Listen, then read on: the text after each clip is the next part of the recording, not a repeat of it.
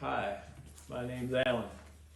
Today we're going to talk about real numbers, and this would be real numbers part 2.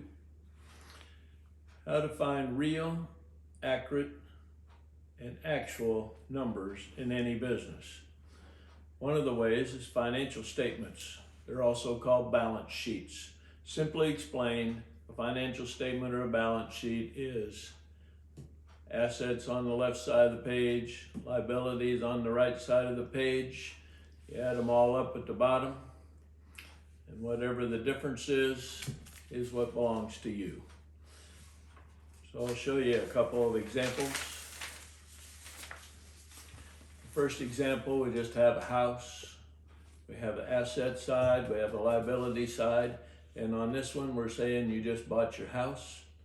And so you paid $100,000 for it. If you borrowed $100,000 for it, you go down to the bottom, you have $100,000 on each side, and the difference is 0. That means you don't have any net worth. You owe as much as your asset. Your liability and your assets are equal. Okay, on this one, we have a $100,000 house. Say you've been paying on it for a year, and now it's paid down to $90,000.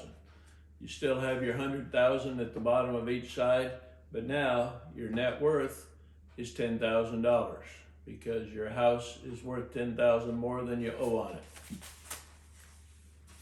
We'll do one more example since we're working on them. Now we're going to say that something happened along the way and you had to borrow $20,000 against your house. So now your house is still worth $100,000. You borrowed $20,000 more, so now you owe $120,000 on your house. You're going to have $100,000 at the bottom of each side because these numbers need to equal. And to make them equal now, you have a negative $20,000 net worth. To be an accurate financial statement, you must list all that you have.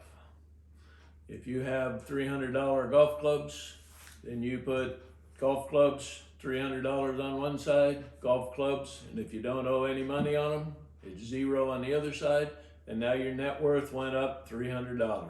Your number down at the bottom will now be $300 higher.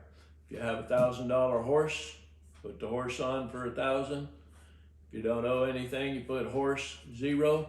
Now your net worth went up another $1,000. When you're first starting in business, most people need to put everything they have on a financial statement because a lot of times you borrow money against your financial statement. Remember, anything listed on the financial statement is going to be fair game for a banker to come after if your business fails and you go out of business owing your banker money or somebody else. So when you're first starting, you probably have to put everything on there. My suggestion is, as your net worth goes up, and if you need, the net worth, you don't need as much net worth to borrow the money, you start taking things off of your financial statement. Now, I always tell my banker when I'm taking something off. I never hide anything from a banker.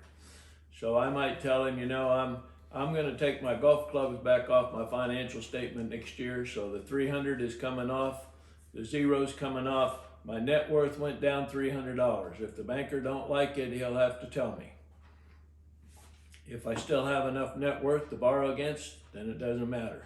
So you start taking things off of your financial statement as time goes on. I remember the day I told the banker my house is coming off. The house is no longer fair game. I'm not moving. So leave a few things off as you can.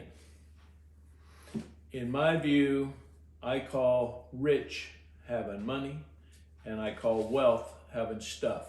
Stuff is net worth. Now, if you have $100,000 in the bank and you don't owe anything against it, then you're rich $100,000. But if you have a $100,000 house and you don't owe any money against it, now you have $100,000 in wealth. Most of the time, if you ask people if they want to be rich, they'll say yes. But if you ask them what it means to be rich, most of them can't even tell you. And I always think about winning the lottery. If most people, probably 99.99% people in the country, if they won $100 million lottery, they wouldn't even know where to cash the check. So if you want to win the lottery, start figuring out what you're going to do with it before you get it. My name is Alan. I'm not an accountant. I'm not a lawyer. 5 years ago, I moved from Nebraska, where I've been in business for 50 years on my own, and my wife. We moved to Padre Island, Texas, and now I am the Barefoot businessman. Thank you very much for your time.